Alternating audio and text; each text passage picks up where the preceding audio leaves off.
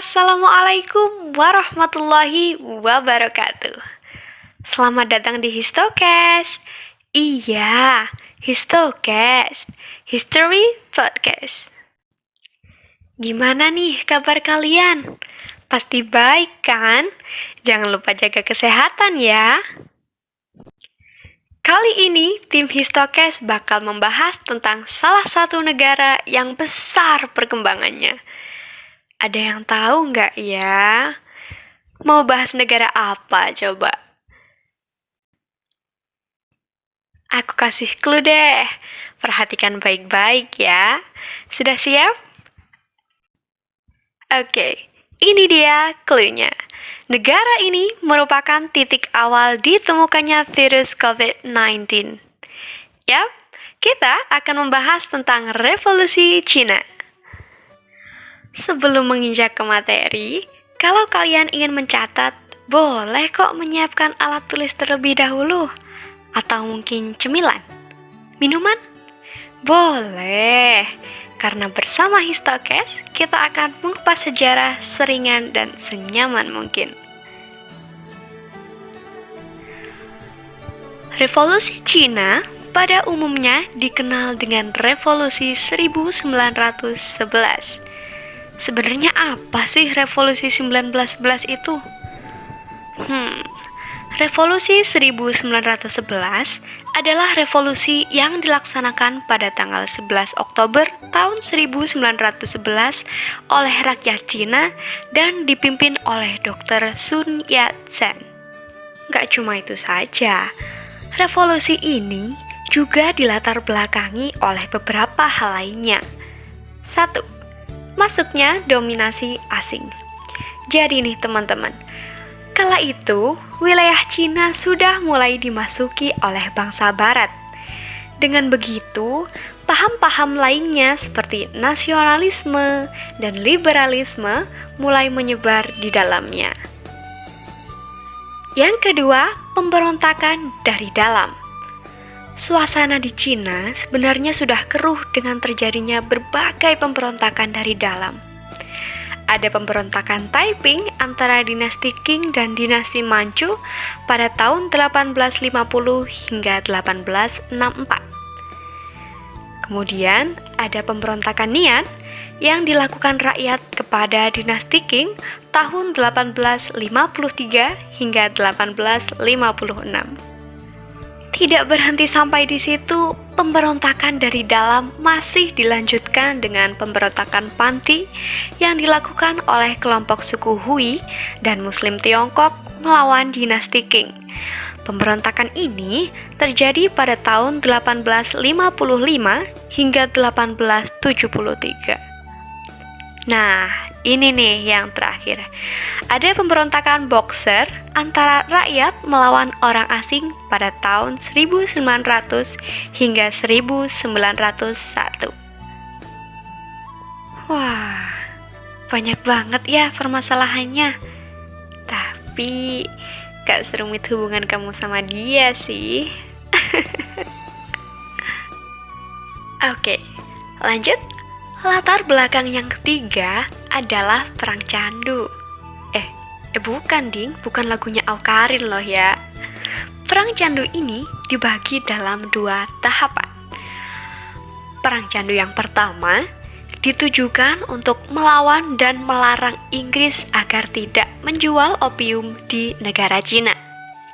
Ya, pada waktu itu produksi candu Inggris sedang besar-besarnya. Jadi, mereka membutuhkan pasar yang lebih luas juga. Tapi, pemimpin mana coba yang rela negaranya dimasuki barang haram? Gak ada kan? So, back to the material. Kalau perang candu pertama berkutat pada narkoba, perang candu yang kedua ini bertujuan melawan Inggris, Amerika Serikat, dan Prancis yang ingin memperluas wilayah mereka. Proses revolusi ini terjadi dalam kurun waktu yang tidak sebentar loh. Dimulai sejak 11 Oktober 1911, dalam pimpinan Dr. Sun Yat-sen, akhirnya dinasti Qing dapat digulingkan. Kemudian, Bapak Sun Yat-sen lah yang naik jabatan dan menjadi Presiden Cina pada 1 Januari 1912. Rasanya lega ya, membayangkan perjuangan rakyat Cina akhirnya membuahkan hasil. Teman-teman tahu tidak, dalam kepemimpinannya, Bapak Sun Yat-sen ini sangat lekat dengan 3 ajarannya. Ajaran tersebut sangat terkenal loh. Simak baik-baik ya, siapa tahu dari kalian ada yang sudah pernah mendengarnya. 1. Pinseng atau nasionalisme. 2. Minsu atau demokrasi. Dan yang ketiga ada Minsheng atau sosialisme. Pada kenyataannya, tidak semudah itu teman-teman. Setelah Cina dipimpin oleh Dr. Sun Yat-sen, kepemimpinan beralih ke tangan yang lainnya. Tidak berselang lama, pengganti Dr. Sun Yat-sen tutup usia. Wah, sayang banget ya. Untungnya, kepemimpinan kembali dipegang oleh Dr. Sun Yat-sen. Dan hingga tahun 1924, akhirnya kepemimpinan Dr. Sun Yat-sen kembali digantikan oleh orang lain. Chiang Kai-shek namanya. Ialah pemimpin Cina yang berhasil mempersatukan bagian selatan dan bagian utara. Namun, di balik rekor baiknya itu, ia harus menghadapi Mao Zedong.